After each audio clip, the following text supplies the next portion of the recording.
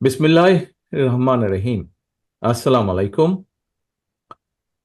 Easter পুনর্মিলনী উপলক্ষে দেশের খ্রিস্টান সম্প্রদায়ের সঙ্গে আয়োজিত আজকের এই বিশেষ শুভেচ্ছা বিনিময় অনুষ্ঠানের সম্মানিত সভাপতি অ্যাডভোকেট জন গোমেজ, অনুষ্ঠানে উপস্থিত বিশেষ অতিথি মহাসচিব বাংলাদেশ জাতীয়তাবাদী দল মির্জা ফখরুল ইসলাম আলমগীর, উপস্থিত সম্মানিত অতিথি archbishop Bijoy and Cruz, উপস্থিত জনাব লিও কান্তা, মহাসচিব বাংলাদেশ খ্রিস্টান ফোরাম, এবং আমার সামনে উপস্থিত আজকের এই সভায় দেশের খ্রিস্টান সম্প্রদায়ের প্রিয় ভাই ও বোনেরা এবং প্রতিনিধিবৃন্দ, আপনাদের সকলকে জানাই ইস্টার ডের আন্তরিক শুভেচ্ছা। প্রিয় উপস্থিতিবৃন্দ, কিছুদিন আগেই খ্রিস্টান সম্প্রদায়ের মানুষেরা ধর্মীয় আবেগ উচ্ছ্বাসের মধ্যে দিয়ে ইস্টার ডে তথা যীশু খ্রিস্টের পুনরুত্থান দিবস উদযাপন করেছেন। সারা বিশ্বের খ্রিস্টান ধর্মাবলম্বীদের কাছে দিনটির বিশেষ সম্মান এবং মর্যাদা। এই উপলক্ষে আমি বাংলাদেশ সহ বিশ্বের কোটি কোটি খ্রিস্টান ধর্মাবলম্বী ভাই বোনদেরকে আরো একবার আন্তরিক শুভেচ্ছা জানাই। প্রিয় উপস্থিতিবৃন্দ, খ্রিস্টান ধর্মাবলম্বী ভাই বোনেরা বিশ্বাস করেন পাপাচার, অনাচার, অবিচারের পথ থেকে সরিয়ে মানব জাতিকে সত্য ও ন্যায়ের পথে পরিচালিত করতেই পৃথিবীতে যীশু খ্রিস্টের আগমন হয়েছিল। এই বিশ্বাসের সঙ্গে কিন্তু কারোই কোনো দ্বিমত নেই। বিভিন্ন ধর্ম অনুসারীদের বিশ্বাস এবং ধর্মাচরণে পার্থক্য পরিলক্ষিত হলেও শেষ পর্যন্ত কিন্তু, যা একটু আগে মহাসচিব সাহেব ওনার বক্তব্যে বলেছেন, প্রতিটি ধর্মের মূল প্রতিপাদ্যই হচ্ছে স্রষ্টার প্রতি সৃষ্টির নিঃশর্ত আত্মসমর্পণ। প্রতিটি ধর্মের প্রতিটি সৎকর্মের মূল লক্ষ্যই হচ্ছে পৃথিবীতে সত্য, ন্যায় এবং মানবিক সমাজ প্রতিষ্ঠা। এবং এ কারণেই সকল প্রকারের অন্যায় অবিচারের বিপক্ষে দাঁড়িয়ে নিজের অধিকার প্রতিষ্ঠার যে লক্ষ্য সক্রিয় থাকা, এটি কিন্তু শুধুমাত্র রাজনৈতিক কারণে নয়, বরং প্রতিটি বিশ্বাসী মানুষের ধর্মীয় এবং নৈতিক দায়িত্ব বলেও আমি ব্যক্তিগতভাবে বিশ্বাস করি।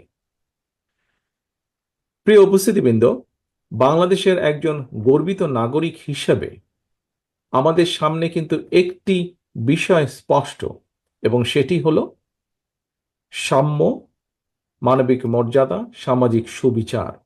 বাংলাদেশের মহান মুক্তিযুদ্ধের এই মূল মন্ত্রে কিন্তু প্রতিটি ধর্মের মর্মবাণীর প্রতিফলন ঘটেছে। তবে অত্যন্ত দুঃখের সাথে আমরা লক্ষ্য করেছি, দেশ স্বাধীনের পর থেকে, এই যে কিছুদিন আগে যে পলাতক স্বৈরাচার, এই দলটি যখন দেশ স্বাধীনের পরেও দায়িত্ব নিয়েছিল দেশের, সেই সময় থেকে এবং বিশেষ করে পলাতক যে স্বৈরাচার ছিল সেই দলের শাসনকালে আমরা লক্ষ্য করেছি অত্যন্ত দুঃখের সাথে দেশের জনগণ মুক্তিযুদ্ধের যে কাঙ্ক্ষিত যে তাদের আশা আকাঙ্ক্ষা ছিল, সেটির প্রতিফলন কিন্তু তাদের সময়গুলোতে দেখা যায়নি। বরং আমরা দেখেছি তারা নিজেদের অবৈধ ক্ষমতাকে দীর্ঘায়িত করতে বিভিন্ন সময় এই পলাতক স্বৈরাচার এবং তাদের দোসররা সংবিধান নামে দেশের সংবিধানকে প্রায় নিজেদের দলীয় সংবিধানে পরিণত করেছিল। এমন বাস্তবতায় বাংলাদেশ জাতীয়তাবাদী দল বিএনপি মনে করে মুক্তিযুদ্ধের মাধ্যমে অর্জিত সংবিধানে সাম্য, মানবিক মর্যাদা, সামাজিক সুবিচারের মূল যে মন্ত্র, সেটিকে অক্ষুণ্ণ রেখে সংবিধানে সময় উপযোগী সংস্কারের কোনোই বিকল্প নেই। ফলে সংবিধান সংস্কারের ব্যাপারে অন্তর্বর্তীকালীন সরকারের কাছেও বিএনপি তার সুস্পষ্ট প্রস্তাবনা তুলে ধরেছে, যা পত্রপত্রিকার মাধ্যমে আপনারা সকলেই অবগত আছেন। প্রিয় উপস্থিতিবৃন্দ, জনগণের ভোটে জনগণের কাছে দায়বদ্ধ একটি জনপ্রতিনিধিত্বমূলক সরকার প্রতিষ্ঠার লক্ষ্যে বিএনপি প্রতিটি ক্ষেত্রেই অন্তর্বর্তীকালীন সরকারের প্রতি এখনো তাদের সহযোগিতা এবং সমর্থন অব্যাহত রেখেছে। তবে রিসেন্টলি যদি আমরা খেয়াল করে দেখি, বিভিন্ন কারণে অন্তর্বর্তীকালীন সরকার তাদের দায়িত্ব পালনে সক্ষমতার পরিচয় দিতে পারছে কিনা এ নিয়ে সমাজের বিভিন্ন শ্রেণী পেশার মানুষের মধ্যে কিন্তু ধীরে ধীরে সংশয় সৃষ্টি হচ্ছে। প্রিয় উপস্থিতিবৃন্দ, 2013 সালের ডিসেম্বর মাসে তৎকালীন র্যাব সদস্যরা ঢাকা মহানগর বিএনপির নেতা সাজিদুল ইসলাম সুমনকে গুম করে। আজ পর্যন্ত আমাদের এই সহকর্মীর হদিস আমরা পাইনি। স্বৈরাচারের শাসনকালে শুধু একজন সুমন নয়, সারা ঢাকা শহর, সারা বাংলাদেশে এরকম অসংখ্য সুমনদেরকে গুম, খুন, অপহরণ করা হয়েছিল। এর প্রতিবাদে পলাতক স্বৈরাচারের সময় গুম হওয়া ব্যক্তিদের পরিবারদের সদস্যদেরকে নিয়ে গুম হওয়া সুমনের বোনের নেতৃত্বে 2014 সালে গঠিত হয়েছিল সামাজিক একটি সংগঠন মায়ের ডাক। অত্যন্ত আশ্চর্য এবং উদ্বেগের বিষয় হচ্ছে, গুম হওয়া সুমনকে ধরার জন্য গতকাল সন্ধ্যায় ঢাকায় সুমনের বোনের বাসায় অভিযান চালিয়েছে প্রশাসন। এখন তারপরে প্রশাসন বলছে তারা নাকি সুমন সম্পর্কে জানত না। তর্কের খাতিরে, উপস্থিতিবৃন্দ, তর্কের খাতিরে আমরা ধরে নিলাম যে ঠিক আছে, প্রশাসন সুমন সম্পর্কে হয়তো জানত না, কিন্তু এই যে পলাতক স্বৈরাচার, এই স্বৈরাচারের সরকারের সময় একজন সাবেক রাষ্ট্রপতি বিমানবন্দর দিয়ে চলে গিয়েছে দেশ ছেড়ে। যেভাবে চলে গিয়েছে সেটিকে যদি আমরা মিলাই তাহলে দেখব যে 5ই আগস্ট আরেকজন দেশ ছেড়ে পালিয়ে গেছে, ইনিও অনেকটা সেভাবেই পালিয়ে গিয়েছেন। কিন্তু এখন বলা হচ্ছে যে অন্তর্বর্তীকালীন সরকার নাকি তার এই দেশ ত্যাগের ব্যাপারে কিছুই জানে না। ঘটনাটি গতকাল, এবং গতকাল থেকে আজকে পর্যন্ত যতজন মানুষের সাথে আমার কথা হয়েছে, প্রত্যেকের মনে প্রশ্ন উঠেছে, প্রত্যেকে প্রশ্ন করছে, তাহলে অন্তর্বর্তীকালীন সরকার জানেটা কি?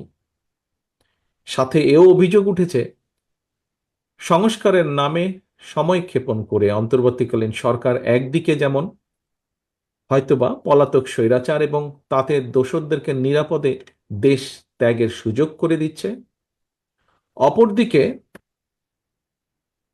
অত্যন্ত সুকৌশলে নানা ইস্যু সৃষ্টি করে স্বৈরাচার বা ফ্যাসিবাদে বিরোধী যে রাজনৈতিক দলগুলো আমরা যারা মাঠে ছিলাম, সেই দলগুলোর ঐক্যের মধ্যে ফাটল ধরানোর একটা ক্ষেত্র হয়তো তৈরি করতে চাইছে।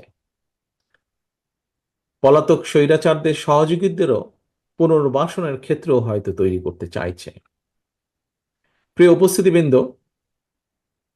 এই বিষয়গুলো ঘুরে ফিরে মানুষের মনে প্রশ্ন তৈরি করছে। এবার আমি একটু ভিন্ন কথায় আবার আসি। একটি রাষ্ট্রে সংখ্যা গরু কিংবা সংখ্যা লঘু জনগোষ্ঠীর সদস্য হওয়া না হওয়ার উপর দেশের নাগরিকদের নিরাপত্তা কিন্তু নির্ভর করে না, যে কথাটি আরো বিভিন্ন বক্তার বক্তব্যে উঠে এসেছে। আমরা যদি পেছনের দিকে দেখি, দেখব পলাতক স্বৈরাচারের সময়ও কিন্তু বর্বর যে বন্দিশালা, আয়নাঘর, অন্ধকার প্রকোষ্ঠ, বছরের পর বছর সেখানে বিনা বিচারে বন্দী মানুষেরাই কিন্তু এর সবচেয়ে বড় উদাহরণ। দেশে গণতন্ত্র এবং আইনের শাসন না থাকলে কথিত সংখ্যাগরু কিংবা সংখ্যালঘু অর্থাৎ আপনি কিংবা আমরা কেউই কিন্তু নিরাপদ নই। এমনকি ক্ষেত্র বিশেষে দেশের স্বাধীনতা, সার্বভৌমত্ব নিরাপদ নয়। রাষ্ট্রে যদি গণতন্ত্র এবং আইনের শাসনই না, একমাত্র রাষ্ট্রে গণতন্ত্র এবং আইনের শাসনই নিশ্চয়তা দিতে পারে নাগরিকদের নিরাপত্তা। দেশে গণতন্ত্র এবং আইনের শাসন নিশ্চিত করার অন্যতম পূর্ব শর্ত হচ্ছে জনগণের সরাসরি ভোটে নির্বাচিত, জনগণের কাছে জবাবদিহিমূলক সংসদ এবং সরকার প্রতিষ্ঠা। নির্বাচিত সরকারকে জনগণের প্রতি মুখাপেক্ষী করে দেওয়া গেলে দেশে গণতন্ত্র এবং আইনের শাসন টেকসই হয়ে ওঠে। যা গণতান্ত্রিক দেশগুলো যার সবচেয়ে বড় উদাহরণ।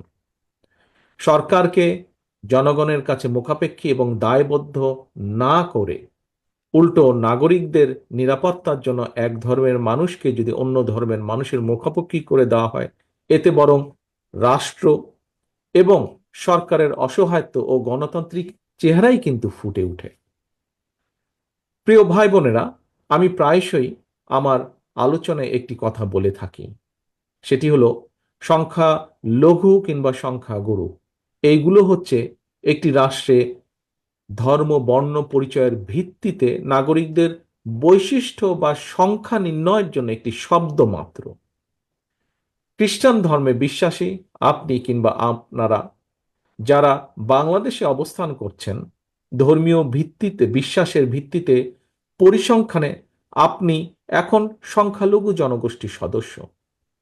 একইভাবে আমি এই মুহূর্তে ইংল্যান্ডে, এখানে আমি সংখ্যালঘু জনগোষ্ঠীর সদস্য।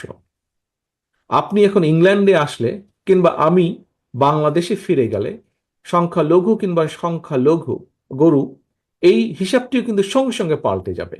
এর অর্থ আমাদের যার যার ধর্মীয় বিশ্বাস কিংবা অবিশ্বাস যাই থাকুক, ভৌগোলিক সীমাভেদে দিন শেষে আমরা একই মানুষ। কখনো আমরা কেউ সংখ্যালঘু, আবার কখনো আমরা কেউ সংখ্যাগুরু। কে সংখ্যালঘু কিংবা কে সংখ্যাগুরু কোনো সভ্য রাষ্ট্রে এভাবে নাগরিকের পরিচয় নির্ধারিত হয় না। এ কারণেই আমি বলে থাকি, একটি আধুনিক রাষ্ট্র এবং সমাজে দেশের জনগোষ্ঠীকে সংখ্যাগুরু কিংবা সংখ্যালঘু হিসাবে বিবেচনা করা বৈষম্য সৃষ্টি এবং একটি অমার্জনীয় অপরাধ।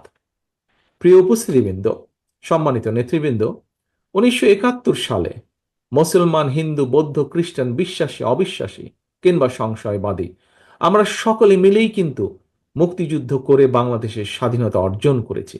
একইভাবে কিন্তু খেয়াল করে দেখবেন, গত 1.5 দশকে স্বৈরাচার ফ্যাসিবাদ বিরোধী যে আন্দোলন, সেখানেও প্রতিটি ধর্মের মানুষের অংশগ্রহণ ছিল। আজকের অনুষ্ঠানের সভাপতি থেকে শুরু করে বিভিন্ন ব্যক্তি আপনারা যারা বক্তব্য রেখেছেন, আপনাদের বক্তব্যে এই বিষয়টি ফুটে উঠেছে সম্পূর্ণভাবে। একইভাবে 2024 সালে ধর্ম বর্ণ নির্বিশেষে ছাত্র জনতা, বিশ্বাসী অবিশ্বাসী কিংবা সংশয়বাদী, আমরা সকলে মিলেই কিন্তু বীর জনতা গণ অভ্যুত্থানের মাধ্যমে দেশ এবং জনগণের স্বাধীনতা রক্ষা করেছি আমরা। সুতরাং এই দেশটা কোনো ব্যক্তি কিংবা দলের নয়, এই দেশটা আমার, আপনার, আমাদের সকলের। এই দেশটা এই দেশের জনগণের। প্রিয় খ্রিস্ট ধর্মাবলম্বী প্রিয় ভাই ও বোনেরা, ফ্যাসিবাদী জননী, স্বৈরাচারের জননী দেশ ছেড়ে পালানোর পর ধর্ম বর্ণ নির্বিশেষে প্রতিটি বাংলাদেশী নাগরিকের সামনে দেশে গণতন্ত্র, সুশাসন, মানুষের অধিকার প্রতিষ্ঠার এক অপার সুযোগ তৈরি হয়েছে। ঐক্যবদ্ধভাবে আমাদেরকে অবশ্যই এই সুযোগটিকে কাজে লাগিয়ে একটি বৈষম্যহীন, গণতান্ত্রিক, ইনসাফ ভিত্তিক মানবিক রাষ্ট্র ও সমাজ প্রতিষ্ঠার জন্য কাজ করতে হবে। এবং সেটি প্রতিষ্ঠার জন্য আমি ব্যক্তিগতভাবে একজন রাজনৈতিক কর্মী হিসেবে মনে করি এখনই শ্রেষ্ঠ সময়।